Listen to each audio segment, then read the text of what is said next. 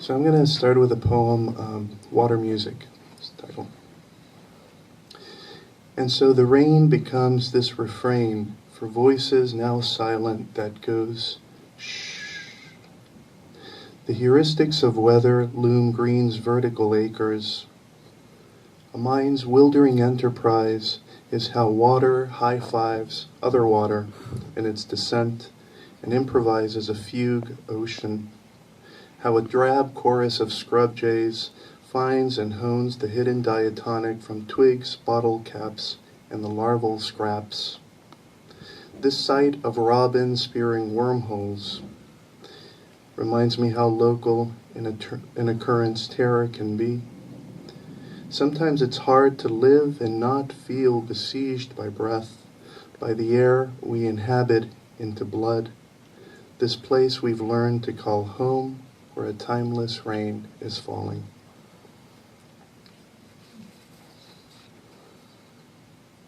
The next two are poems I wrote about the economy.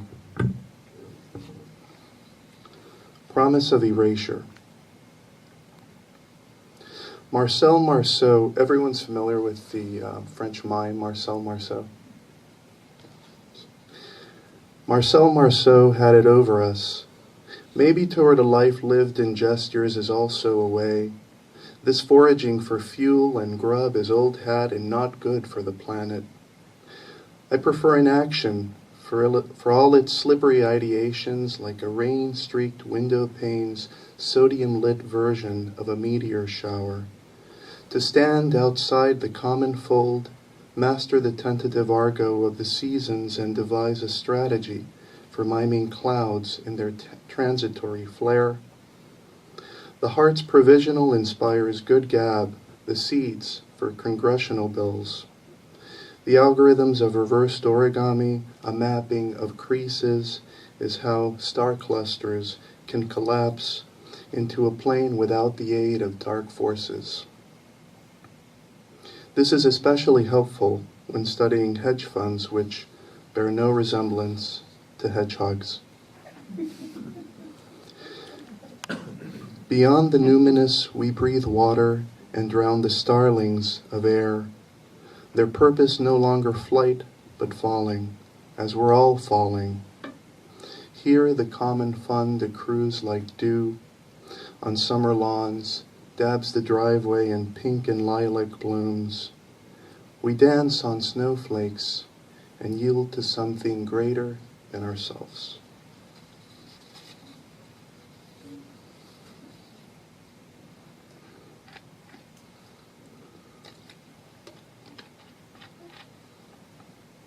Biomechanics. The machinery was there before we even knew it existed.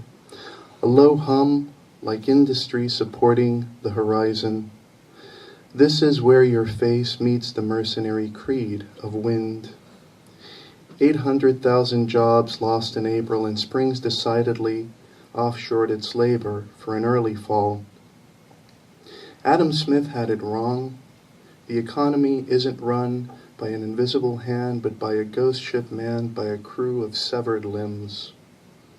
In the blind altruism of ants, the queen is dismembered in a conveyor belt of drones.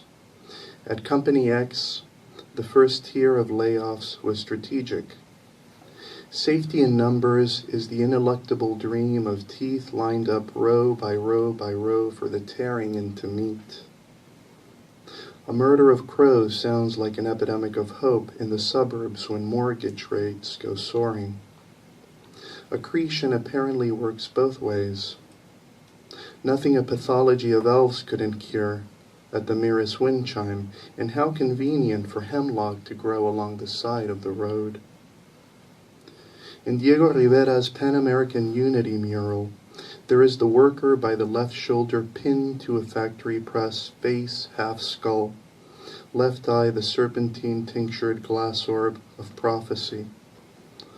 Long before the astrolabe, mapping the night sky was a science honed by scorpions to find water in the desert. Let us all drink in praise of stars.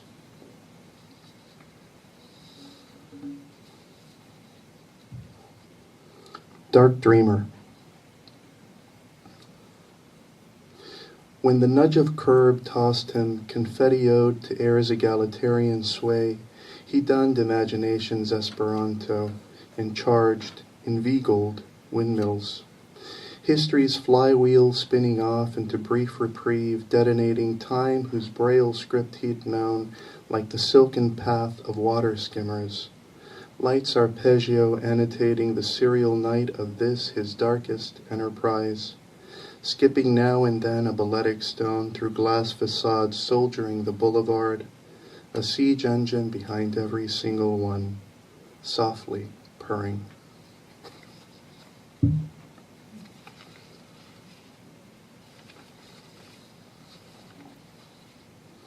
And this last poem is it's called Leap Year in the Harrow. One leap year in the Harrow, with February long gone, there is a near joyous errancy in the coastal wind. It's Memorial Day, and the world has defenestrated itself into color. The green swell of leaves in the yard sways to the vagaries of some lost song about remembrance. This morning, meeting my reflection halfway, I derived the equation for defining the event horizon of a mirrored surface. I favor the interleavings of language where silence speaks its verb and muscles its case. A possible vernacular where sky is synonymous with wings and every breath spells closure. Traffic multiplies itself into slowness, 3 dense lanes of it gleaming like a dung beetle crusade, teasing entropies, coiled sleep. The forecast states a monk will roast under God's own magnifying glass. Once again the mind sets about its customary machinations of needs and wants. Everything the 9 million waves of ocean will drag and smash against the agglomerate of this life before a tidal homing blesses us with quiet music and the weightlessness of stars. Thank you.